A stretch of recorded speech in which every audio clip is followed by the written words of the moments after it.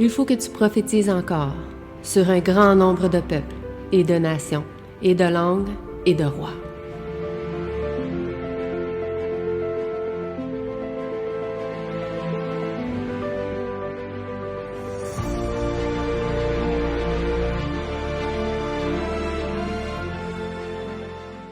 Bonjour. Que la paix de Dieu soit avec chacun de nous ici présents et ceux qui nous accompagnent sur Zoom. Et un salut en particulier à notre frère Olivier, qui nous écoute sur un lit d'hôpital. Et que le Seigneur le bénisse là où il est. Et malgré ces inconvénients-là, il est toujours prêt à pratiquer son leadership. Et sa femme est là pour l'accompagner, pour prendre la relève. C'est vraiment une bénédiction. Donc, que le Seigneur puisse nous renforcer par rapport à la parole aussi. Car on a un message particulier aujourd'hui qui nous transmet à chaque sabbat. Et aujourd'hui, comme vous voyez, le titre, c'est « Alors Dieu prononça toutes ses paroles ». Donc, nous allons parler en particulier des commandements de Dieu. Car les commandements sont un élément important dans la vie d'un chrétien. À ce temps-là, Jean-Baptiste vint prêchant dans le désert de Judée et disant « Repentez-vous, car le royaume des cieux est proche. Car c'est celui dont Isaïe le prophète a parlé en disant « Voix de celui qui crie dans le désert, préparez le chemin du Seigneur, redressez ses sentiers. » Du commencement du ministère de Jean-Baptiste jusqu'à la fin du ministère terrestre de Jésus, la loi parfaite fut accomplie. Qu'est-ce que Jean-Baptiste prêchait? Il disait que préparer le chemin du Seigneur, aplanissez ses sentiers par le chemin de la repentance. Pourquoi le faisait-il? Car il disait que le royaume de Dieu est proche et que la promesse depuis Adam s'accomplira dans un très proche avenir, par celui qui sauvera son peuple de ses péchés, afin de lui donner la connaissance du salut par le pardon de ses péchés. Prions.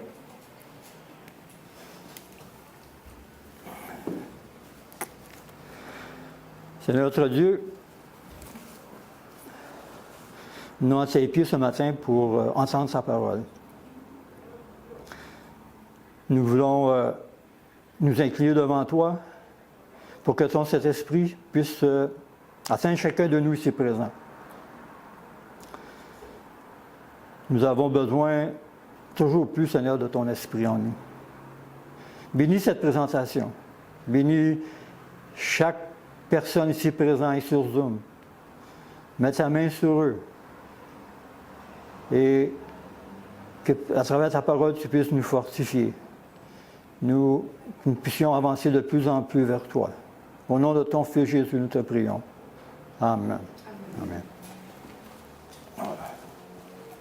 Alors, Jérusalem et toute la Judée et tous les environs du Jourdain venaient à lui.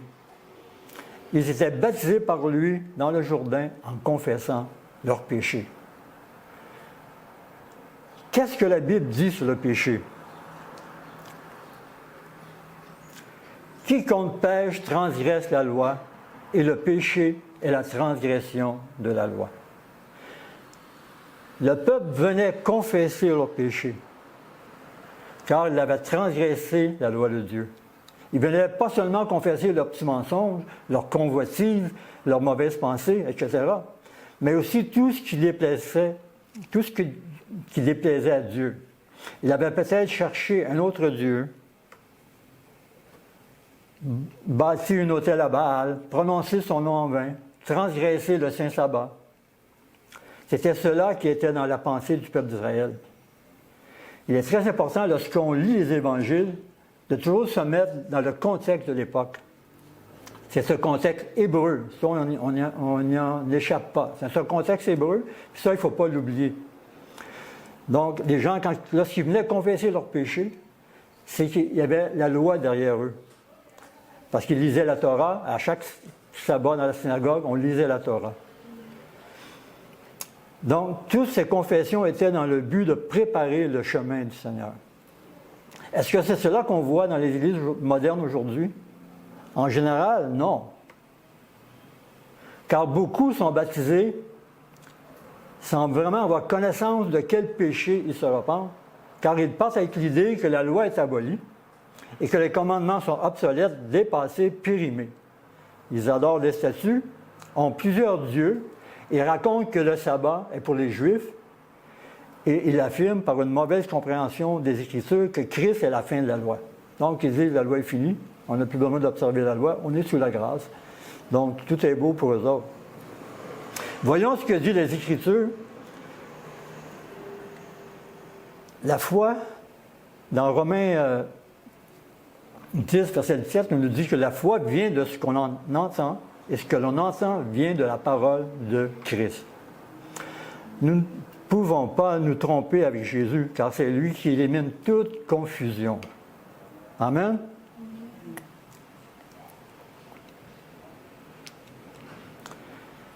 Ne croyez pas que je sois venu pour abolir la loi ou les prophètes. Je suis venu non pour abolir, mais pour accomplir. Car je vous dis en vérité, tant que le ciel et la terre ne passeront point, il ne disparaîtra pas de la loi un seul iota ou un seul trait de lettre, jusqu'à ce que tout soit arrivé. Celui donc qui supprimera l'un de ses plus petits commandements et qui enseignera aux hommes à faire de même, sera appelé le plus petit dans le royaume des cieux. Et celui qui les observera et qui enseignera à les observer, celui-là sera appelé grand dans le royaume des cieux. Donc, lorsque je mets la tête dehors et je vois le ciel bleu, je regarde la terre chez moi où je fais pousser mes légumes, je vois très bien que tout est là. Le ciel est là, la terre est là.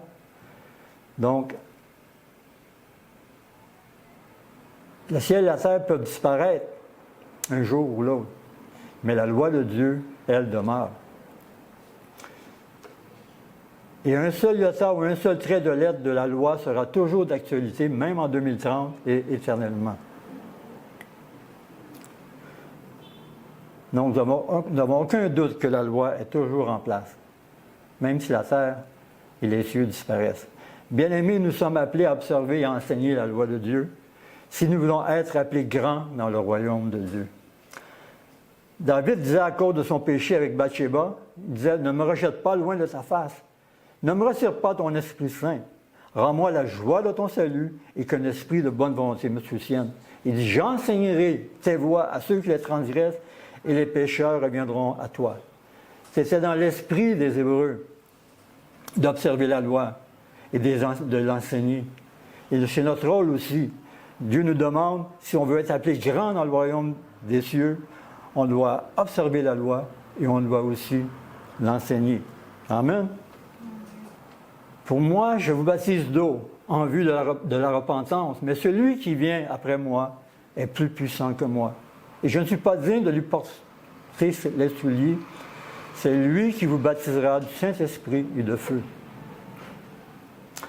Il y a des conditions pour être baptisé du Saint-Esprit ou du Saint-Souffle de Dieu. J'aime employer cette expression Saint-Souffle de Dieu parce que ça porte moins à la confusion. Le Saint-Esprit, on est habitué de dire ce mot-là, mais dans l'hébreu, on n'emploie pas pour le mot souffle. Au Saint-Esprit, on emploie le mot ruach. Et dans le grec, on emploie le mot pneuma. Donc, pneuma, ça vient du mot pneumatique. Hein? Lorsqu'on va dans un garage, puis on a un boyau avec un compresseur d'air, eh bien, c'est de l'air qui souffle dans ce boyau-là. Donc, ça a une puissance, ça a une poussée pour faire gonfler un pneu. Et même pour dévisser les écrous d'une roue d'auto. Donc, c'est un souffle, pour Dieu, c'est une puissance. Pour nous, ça peut être une puissance aussi.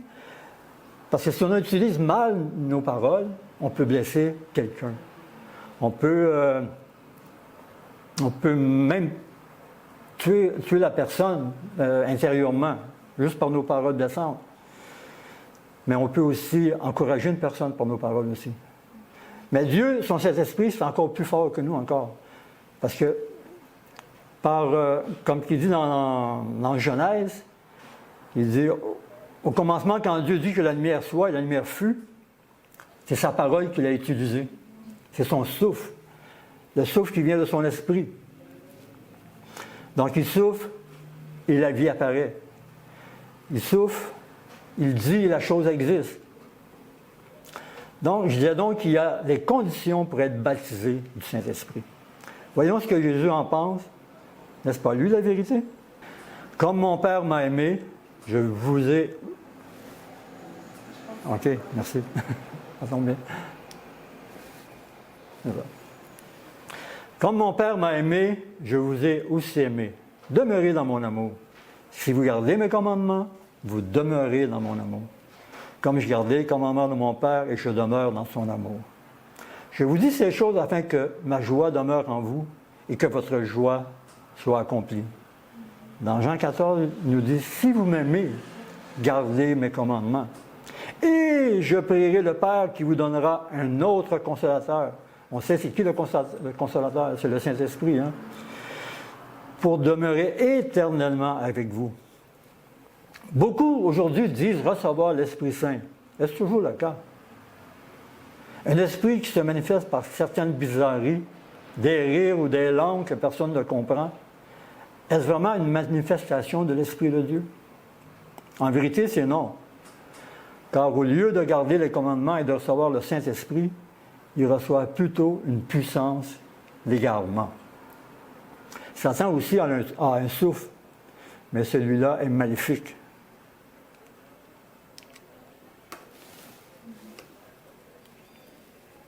C'est pourquoi Dieu leur enverra un esprit efficace d'égarement pour qu'ils croient au mensonge. Parce qu'ils n'observent pas les commandements de Dieu, Dieu laisse la porte ouverte à Satan afin de les séduire.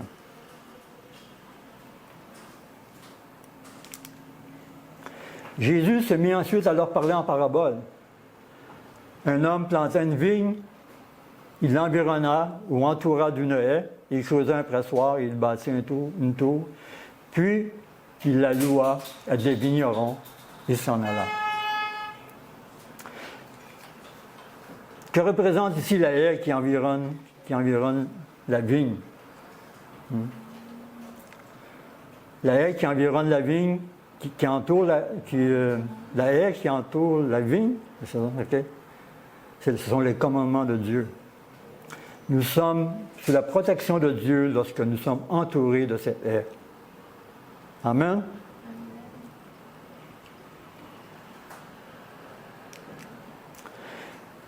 Et avec toutes les séductions de l'iniquité parmi ceux qui se perdent, parce qu'ils n'ont point reçu l'amour de la vérité pour être sauvés.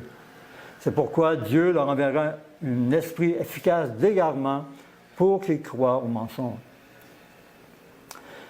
Le mot iniquité, dans le grec, ça veut dire anomia. Et anomia, c'est une condition de celui qui est sans loi parce qu'il la viole. Donc, on voit beaucoup dans plusieurs dénominations qui commettent l'iniquité parce qu'ils violent la loi. Ils sont sans loi. Ils disent que la loi est abolie, ils disent que c'est périmé, on est sous la grâce. Donc, mais en fait, ils sont anomia. Ils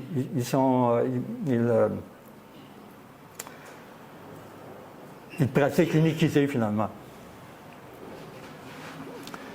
Il y a un mot ici quand il dit avec toutes les séductions de l'iniquité. Il n'y a pas juste seulement une séduction, il y a plusieurs genres de séduction. Donc ça veut dire que lorsque nous sommes sans loi, les séductions se multiplient. Et nous allons voir 2 vidéos où cette puissance d'égarement se manifeste. On ne le verra pas sur l'écran, là, mais je vais tourner mon... Vous voyez aussi que l'Esprit de Dieu n'est pas là-dedans. Là. Parce qu'on fait des choses, les gens tombent sur un par-dessus l'autre, il y en a qui peuvent se blesser. Il y a trop de confusion dans ce qu'on voit. Mais dans beaucoup d'églises, on voit des choses comme ça qui arrivent. Ici, il y a une autre façon, c'est qu'ils pensent recevoir l'Esprit de Dieu, puis là, ils se mettent à rire éperdument. Vous allez voir. Ils vont agir dans le même principe. Les gens vont tomber sur le dos, puis ils vont continuer à rire.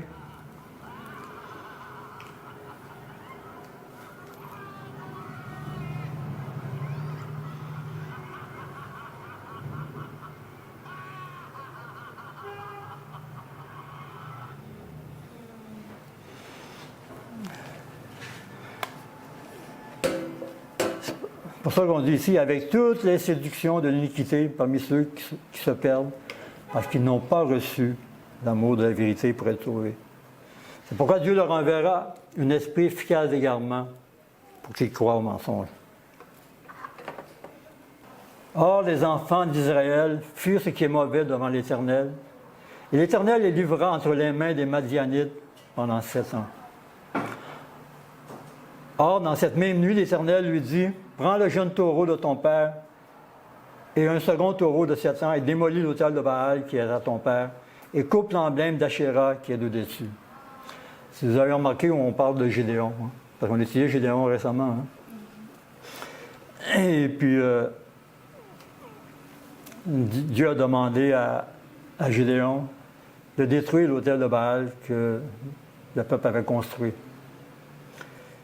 Le deuxième commandement nous dit « Tu ne feras point d'image taillée, ni aucune ressemblance des choses qui sont là-haut dans les cieux, ni ici-bas sur la terre, ni dans les eaux sous la terre.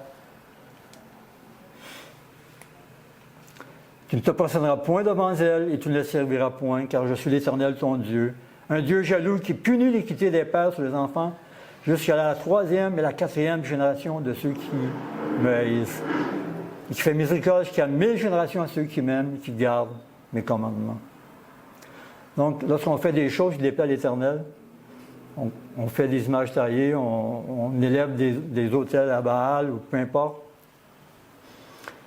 bien nos pères sont punis.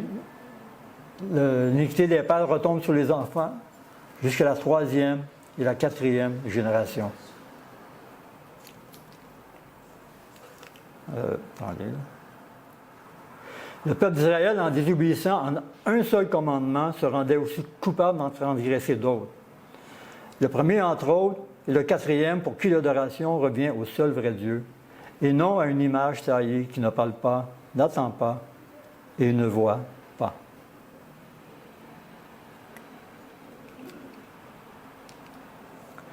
Les gens de la ville dirent à Joas, « Fais sortir ton fils et qu'il meure, car il a démoli l'autel de Baal.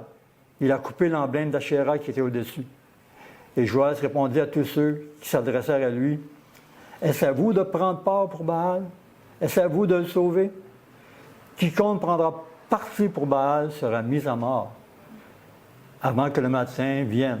S'il est Dieu, qu'il plaide pour lui-même, puisqu'on a démoli son autel. » Gédéon avait à cœur de délivrer le peuple de Dieu de la main des Madianites. Il savait que cette délivrance passait par l'observation des commandements de Dieu. La suite des choses nous révèle ceci. OK. La suite des choses nous révèle ceci. Et l'Esprit de l'Éternel revêtit Gédéon. Quand Gédéon avait à cœur de délivrer le peuple, d'éliminer tout ce qui était inéquitable, on peut dire, qui avait une défaillance dans l'observation des commandements, eh bien, Gédéon fut revêtu de l'Esprit de Dieu, l'Esprit de l'Éternel. On a un exemple ici, dans Isaïe 44, verset 17. « Puis du reste de ce bois, il fait un Dieu, son idole. Il l'adore, il se prosterne, il le prie, il dit « Délivre-moi, car tu es mon Dieu. » On voit ici, c'est le contraire. C'est les gens qui sont en train de délivrer leur idole. Donc, des idoles qui ne parlent pas, qui ne voient pas, qui n'entendent pas, ça ne donne pas grand-chose. La Trinité.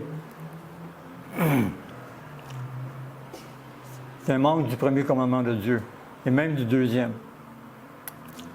En 1980, l'Église adventiste moderne a accepté officiellement la doctrine de la Trinité dans sa croyance fondamentale. On voit sur cette image le même principe que l'Église catholique. 1 plus 1 plus 1 égale 1. Même en mathématiques, on ne comprend pas. Le Père n'est pas le Fils n'est pas le Père, et le Père n'est pas le Saint-Esprit, et ainsi de suite. Mais les trois font le seul Dieu. Ceci est contraire aux paroles de Jésus qui affirment très clairement: Or, la vie éternelle, c'est qu'ils te connaissent, toi le seul vrai Dieu et celui que tu as envoyé, Jésus-Christ. Et Paul ainsi de l'appuyer. Néanmoins, pour nous, il n'y a qu'un seul Dieu, le Père, de qui viennent toutes choses, et pour qui nous sommes, et un seul Seigneur, Jésus-Christ, par qui sont toutes choses, et par qui nous sommes. Le verset 7 nous dit, mais cette connaissance n'est pas chez tous. Même dans le temps de Paul, cette connaissance était, on peut dire, était diluée. Donc, ce n'est pas tous qui avaient cette connaissance-là. Donc, c'est une connaissance particulière. Hein? La parole est claire là-dessus, que le seul vrai Dieu, c'est pas trois dieux ensemble, ou le Père, le Fils et le Saint-Esprit, ces trois-là, ils forment un. C'est vrai qu'en esprit, ils forment un, mais c'est pas le vrai Dieu. Parce que le seul vrai Dieu, c'est le Père. Le Père a engendré son Fils. Cette doctrine est une transgression du premier commandement de Dieu, qui dit que tu n'auras pas d'autre Dieu devant ma face. Et Jésus, lorsqu'il a répondu aux scribes, lorsqu'il demanda quel est le premier de tous les commandements, a répondu dans Marc 12, verset 29, « Voici le premier. Écoute, Israël, le Seigneur, notre Dieu, est l'unique Seigneur. Le Père est l'unique Seigneur. » Et plus tard, avec ses disciples, dans Jean 20, verset 7, Jésus lui dit, « Ne me touche pas, car je ne suis pas encore monté vers mon Père, mais va trouver mes frères. Il dit-leur que je monte vers mon Père et votre Père, vers mon Dieu et votre Dieu. » Jésus considérait son Père pour son Dieu. Pas parce qu'il était humain aussi, mais parce que dans le ciel aussi, il considérait que son Père, c'était son Dieu. La doctrine de la Trinité fut mise non officiellement dans les 22 croyances fondamentales, où 8 croyances furent enlevées et dont la doctrine de la Trinité ajoutée. Cette doctrine fut présentée et enseignée non seulement comme croyance, mais comme la véritable doctrine de Dieu. Quelques hommes se levèrent, mais rien ne peut être arrêté. Ce test de fraternité fut accepté par tous et fut dénoncé, toute personne n'y adhérant pas.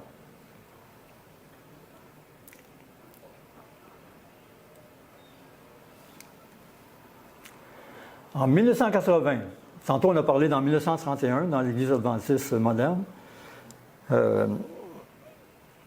la Trinité a commencé à faire ses premiers pas. Mais en 1980, elle fut officiellement votée en séance au Texas par le président Neil C. Wilson, père de Ted Wilson, pour former les 28 croyances fondamentales. Neil Wilson fut l'initiateur de ce nouveau mouvement. Il déclare, dans le bas en anglais, il déclare qu'il existe une autre organisation universelle et catholique, l'Église adventiste du 7e jour. Dieu a un reste qui persévère dans la vérité, qui garde les commandements du Père et ont la foi de Jésus. Ainsi, avant que la colère de Dieu arrive, le Seigneur demande à son peuple de sortir de ces églises déchues où règne la confusion. Apocalypse 18, verset 4, il est écrit « Sortez du milieu d'elle, mon peuple, afin que vous ne partiez point à ses péchés et que vous n'ayez point part à ses fléaux. »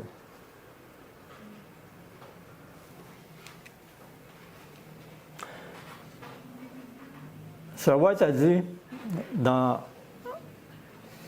elle a dit qu'elle a vu, j'ai vu que Dieu avait parmi les adventistes de nom, nominal, et dans les différentes églises déchues, des enfants fidèles, et aussi avant que les fléaux soient versés, des pasteurs et des laïcs seront appelés à sortir de ces églises et accepteront la vérité avec joie.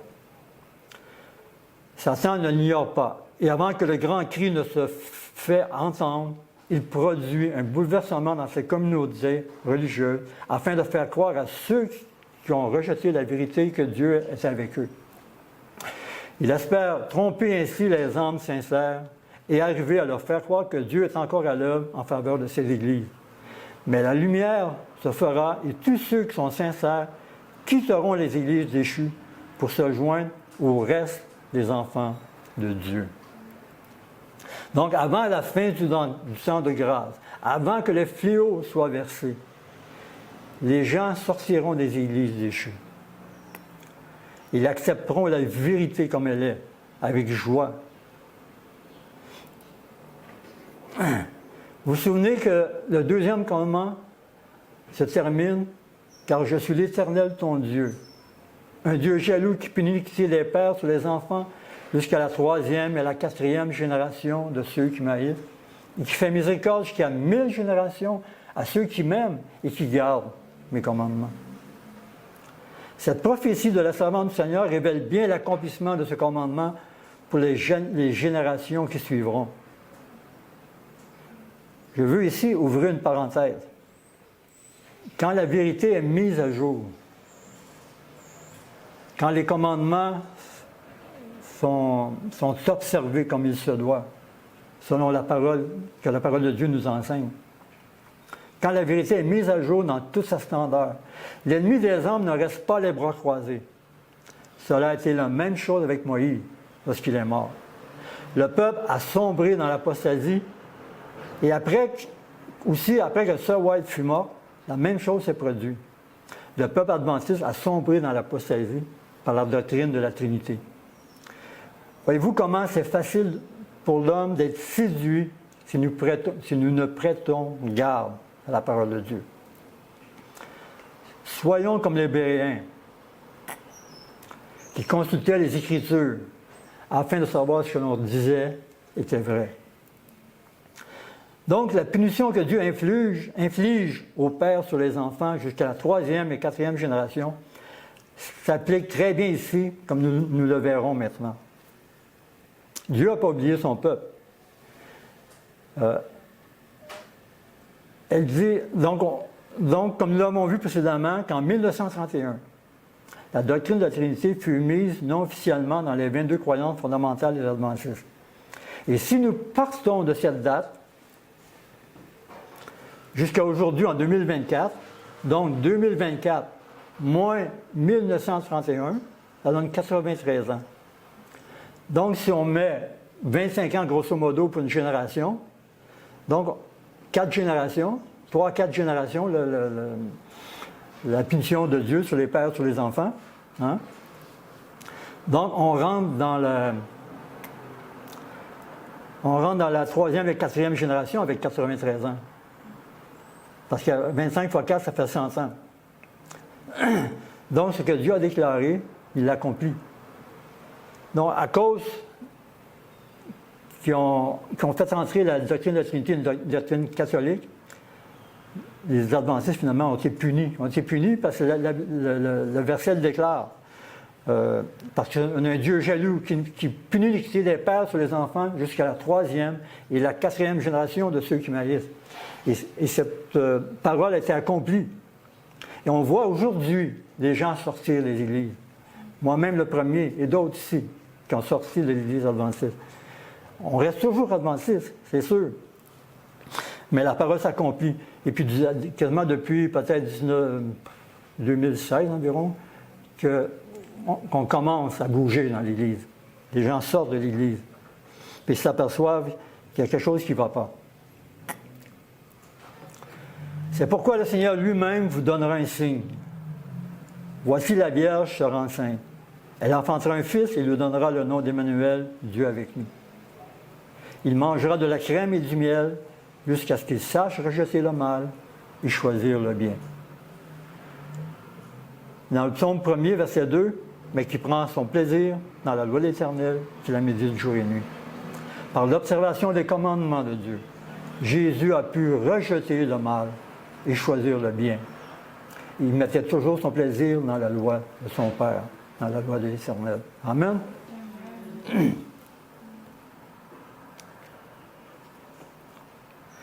Et quand Jésus était baptisé, il sortit aussitôt de l'eau. À l'instant, les cieux s'ouvrirent à lui. Il vit l'Esprit de Dieu descendant comme une colombe et venant sur lui. Jésus, à son baptême, vit l'Esprit de Dieu descendre sur lui comme une colombe. Remarquez que ce même principe est appliqué ici. Il a observé les commandements de son Père. Il a reçu le Saint-Esprit dans sa plénitude. Et Dieu veut faire la même chose pour nous aujourd'hui, en observant ce qui est juste, en observant les commandements de Dieu. Dieu nous remplira de son Saint-Esprit, parce qu'il nous l'a promis.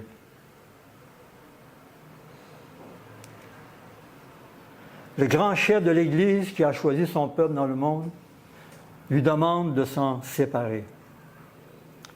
Il a voulu que l'esprit de ses commandements, en attirant ses fidèles à lui, les écarte du monde. Le Seigneur, en nous attirant à lui, veut nous transmettre l'esprit de ses commandements. Il veut nous écarter les fausses doctrines qui viennent de l'esprit de ce monde. Que Dieu nous en préserve.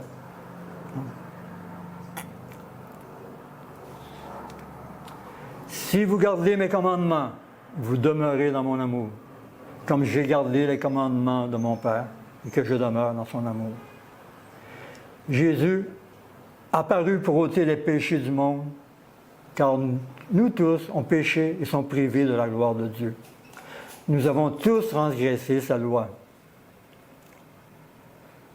La culpabilité qui nous en revenait, il l'a pris sur lui. Mais il était blessé pour nos péchés, brisé pour nos iniquités. Le châtiment qui nous donne la paix est tombé sur lui, et c'est par sa meurtrissure que nous sommes guéris.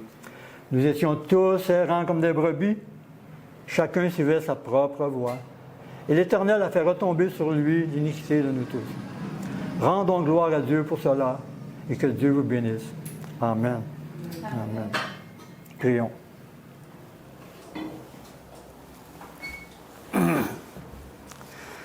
Seigneur notre Dieu, que ton nom soit béni au siècle des siècles. Seigneur, nous avons vu aujourd'hui l'importance d'observer tes commandements. L'importance d'être entouré de cette haie afin de ne pas pécher contre toi. Seigneur, bénis ton assemblée ici présente et qu'un esprit de bonté nous soutienne, qu'on puisse observer ta loi et l'enseigner, afin que nous soyons appelés le plus grand dans le royaume des cieux. Et nous savons, Seigneur, qu'en observant les commandements, nous recevrons le Saint-Esprit promis. Merci, Seigneur, pour tout ce que tu fais pour nous. Mets ta main bénissante, que ton Esprit agisse en chacun de nous. C'est au nom de ton Fils Jésus que nous te prions. Amen. Amen. Merci d'avoir écouté cette vidéo. Si vous désirez rejoindre l'œuvre au Québec, veuillez nous contacter par email à asjh1889 de Terrebonne @gmail.com et via Facebook à commercial ASJH1889 de Terrebonne. Merci à vous et que Dieu vous bénisse.